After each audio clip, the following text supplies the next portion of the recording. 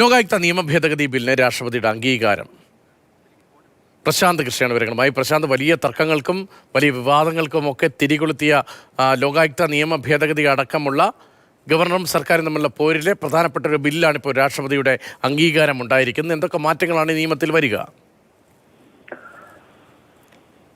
Satheesh, 2022 August മാസത്തിലാണ് സംസ്ഥാന നിയമസഭ ലോകായുക്ത നിയമ ഭേദഗതി നിയമസഭയിൽ ബില്ലായി അവതരിപ്പിച്ചത്. അതിനുശേഷം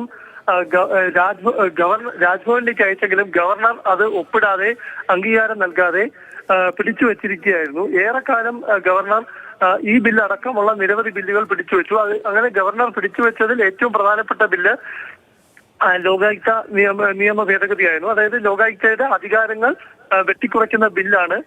സെക്ഷൻ 14 പ്രകാരമുള്ള അധികാരങ്ങളാണ് വെട്ടിക്കുറയ്ക്കുന്ന ബില്ല്. ഇത് സർക്കാരിന് പല ഘട്ടത്തിലും പ്രതിസന്ധി ഉണ്ടാകുമ്പോൾ രക്ഷ നേടുന്നതിന് വേണ്ടി ഉള്ള ഭേദഗതിയാണ് എന്നതുകൊണ്ട് തന്നെയാണ് ഗവർണർ അത് പിടിച്ചുവെച്ചത്.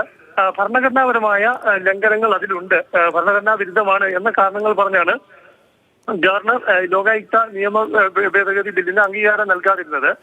ഒടുവിൽ സമ്മർദ്ദങ്ങൾ ശക്തമായ സമയത്ത് ഇത് കോടതിയിലേക്ക് വരെ എത്തിയ സമയത്ത് ഈ വിഷയം സർക്കാർ കോടതിയിലേക്ക് വരെ എത്തിച്ചപ്പോൾ ഗവർണർ ഈ ബില്ലുകൾ രാഷ്ട്രപതിക്ക് അയച്ചു. അങ്ങനെ രാഷ്ട്രപതിക്ക് അയച്ച ഏറ്റവും പ്രധാനപ്പെട്ട ബില്ലാണ് ലോകായുക്ത നിയമ ഭേദഗതി ബില്ല്. ഈ ബില്ലിനാണ് ഇപ്പോൾ രാഷ്ട്രപതി അംഗീകാരം നൽകിയിരിക്കുന്നത്. ഗവർണർ ആരിഫ് മുഹമ്മദ് ഖാന് കനത്ത പ്രഹരവും സംസ്ഥാന സർക്കാരിന് വലിയ ആശ്വാസവുമാണ് ഈ രാഷ്ട്രപതി ദ്രൗപദി മുർമുവിന്റെ ഈ തീരുമാനത്തിലൂടെ ഉണ്ടായിരിക്കുന്നത്. അതായത് ലോകായുക്ത നിയമ ഭേദഗതിക്ക് രാഷ്ട്രപതി അംഗീകാരം നൽകിയിരിക്കുന്നു.